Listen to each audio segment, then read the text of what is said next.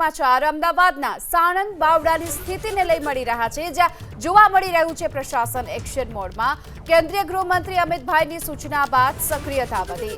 પાણીના નિકાલની વ્યવસ્થા કરવાના આદેશની ત્વરિત અસર જોવા મળી રહી છે। સરકારના 2 મંત્રી અને 2 આઈએએસ અધિકારી ફિલ્ડમાં ઉતર્યા છે। વધુ વિગતો મેળવીએ સંવાદદાતા કલ્પેશ રાવલ આપણી સાથે જોડાયા છે। કલ્પેશ, કયા પ્રકારે પાણી નિકાલની વ્યવસ્થા અને કોણ કોણ સામેલ, કયા અધિકારીઓ સામેલ?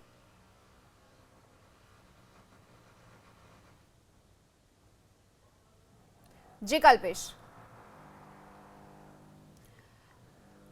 तो हमारा संवाददाता साथे संपर्क करीशुं, परंतु आपने जणावी दઈએ કે હાલમાં જે પાણી નિકાલની વ્યવસ્થાના આદેશ આપવામાં આવ્યા છે તો તેની ત્વરિત અસર પણ જોવા મળી રહી છે।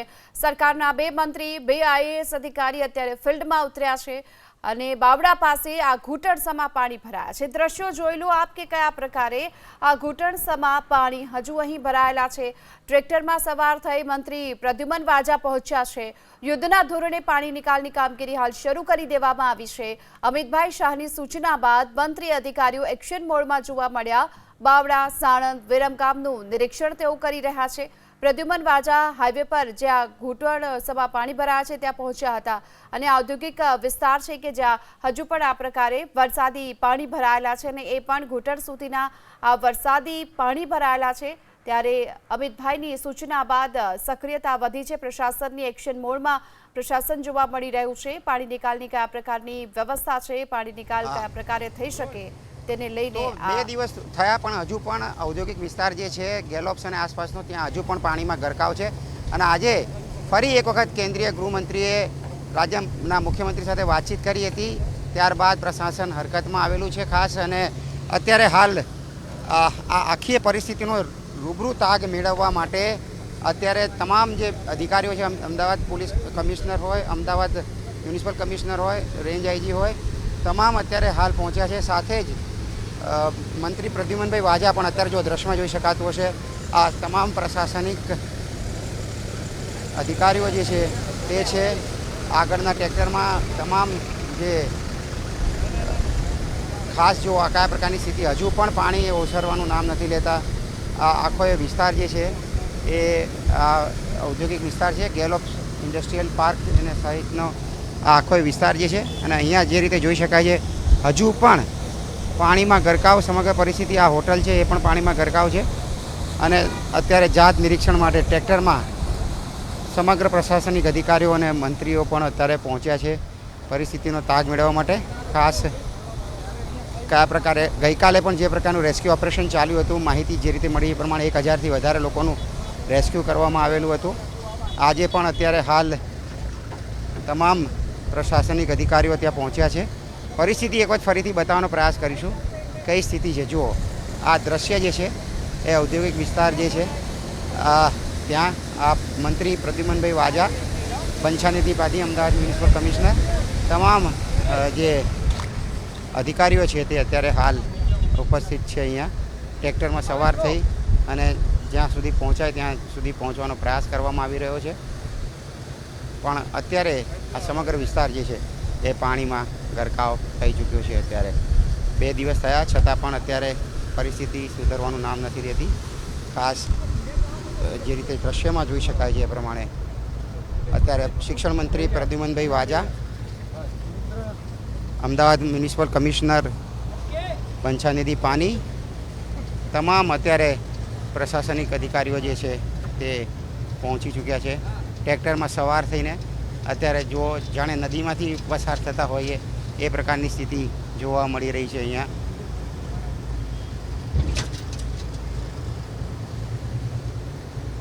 ફરીથી એક વખત ગૃહમંત્રી અમિત શાહે વાતચીત કરી હતી રાજ્ય સરકાર સાથે, રાજ્યના મુખ્યમંત્રી સાથે।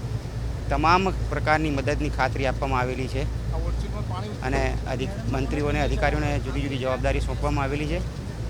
અત્યારે પ્રદ્યુમનભાઈ વાજા, શિક્ષણ મંત્રી અત્યારે પહોંચ્યા છે।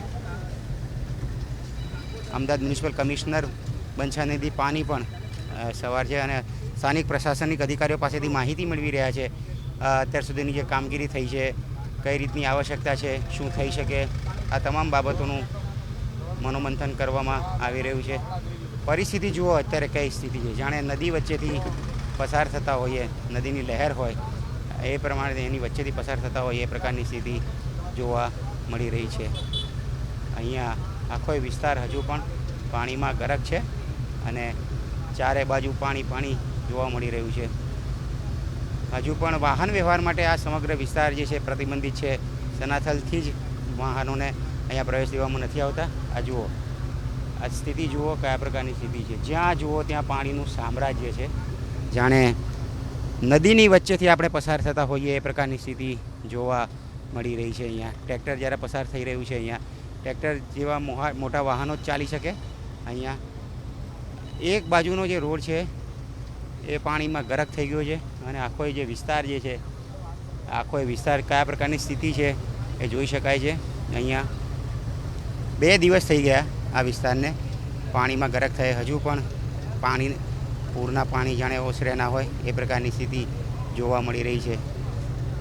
એક સંકલન પણ કરવામાં આવી રહ્યું છે, કારણ કે કેટલોક વિસ્તાર ગ્રામ્ય વિસ્તાર છે એટલે પંચાયતમાં લાગતો હોય છે, કેટલોક કોર્પોરેશનમાં લાગતો હોય છે. આ તમામ અધિકારીઓ જે છે એ અત્યારે કોઓર્ડિનેટ કરી રહ્યા છે. સિંચાઈ વિભાગના સેક્રેટરી પણ અત્યારે હાલ આ પહોંચ્યા છે.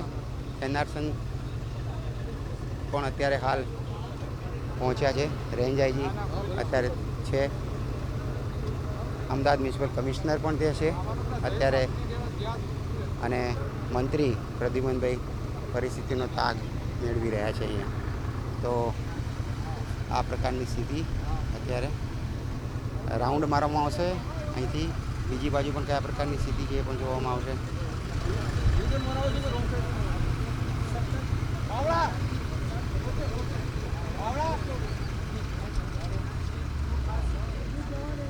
હાલ ટ્રેક્ટર પર સવાર મંત્રી સાથે જ સિંચાઈ વિભાગના સચિવ, પોલીસ અધિકારી, અમદાવાદ મ્યુનિસિપલ કમિશનર, અન્ય આઈએસ એનઆરસન તમામ અધિકારીઓ જે છે અત્યારે હાલ મંત્રીને બ્રીફ કરી રહ્યા છે.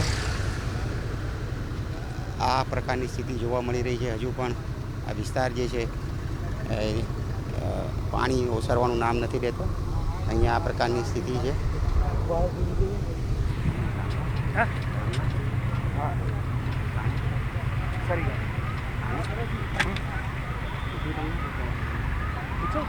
એનો કોઈ ઇચ્છુ નથી. આપણે અહીંયા સ્થાનિક ગ્રામજનો પણ છે નજીકના, તેમની પાસેથી જાણીશું કે 2 દિવસ પહેલાં શું સ્થિતિ હતી અને અત્યાર સુધી. શું નામ તમારું? વિષ્ણુભાઈ. વિષ્ણુભાઈ, તમે કયા ગામના છો? અમે સરી ગામના વતની છીએ અને જે અહીંયા જે પાણી ભરવાનું છે એની સરકાર એકદમ કાળજીપૂર્વક જાણકારી લઈ રહ્યા છે. અને આ જે અધિકારીઓ પણ અહીંયા મૌખિક જાણકારી લઈને અહીંયા રૂબરૂપ સ્થળની મુલાકાત લઈ રહ્યા છે. અને સ્થળને મુલાકાત લઈ અને શું કહેવાય એનો પાકા પાયે નિકાલ કરવાની બાંહેધરી આપી છે. દર વર્ષે આ પ્રકારે પાણી ભરાતું હોય છે જ્યારે આવો વરસાદ પડે ત્યારે? હા, દર વર્ષે વરસાદ આવે છે, પણ આ વર્ષે થોડો વધારે આવ્યો છે અને થોડીક પાણીનો પણ પ્રભાવ થોડો વધારે છે.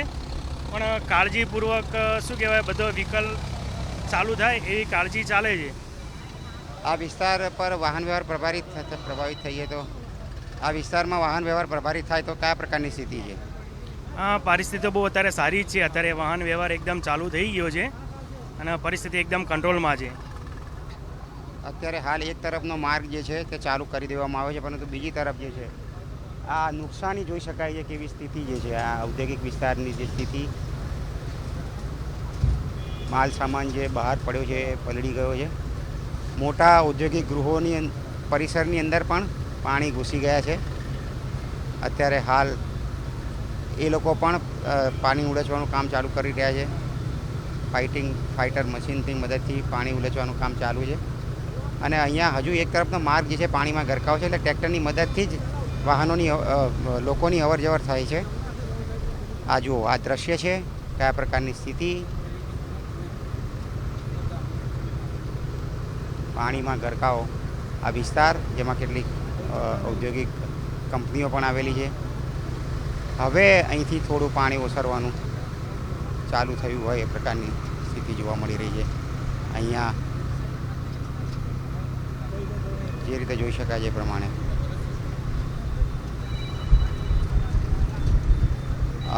તો અત્યારે હાલ ફરીથી સહયોગીને વિનંતી કરીશ કે દ્રશ્યો દર્શાવવાનો પ્રયાસ કરે કયા પ્રકારની સ્થિતિ છે અહીંયા વિસ્તારમાં લોકો જે છે તે આ કાંસ છે, કાંસમાં પણ પાણી ભરાયું છે.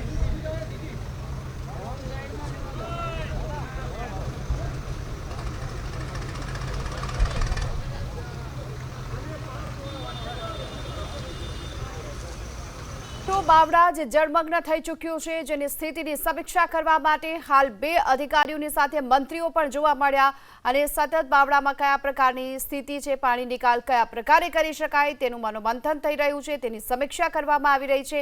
ગ્રામજનો પાસેથી માહિતી મેળવવામાં આવી રહી છે. અધિકારીઓ છે તેઓ પણ સતત આ પરિસ્થિતિ પર નજર રાખી રહ્યા છે અને હવે પાણી નિકાલ કયા પ્રકારે કરવો, જે પ્રકારે ડિવાઈડર સુધી પાણી ભરાયા છે અને સ્થિતિ એવી બને છે કે ત્યાં વાહન વ્યવહાર પણ શક્ય નથી. એક તરફનો તો આખો રોડ બંધ હાલતમાં છે, ઘૂંટણ સુધીના પાણી ભરાઈ ચૂક્યા છે અને તેની વચ્ચે હવે જનજીવનને પૂર્વવત કરવા માટેના પ્રયાસો શરૂ કરી દેવામાં આવ્યા છે. પ્રશાસન એક્શનમાં છે.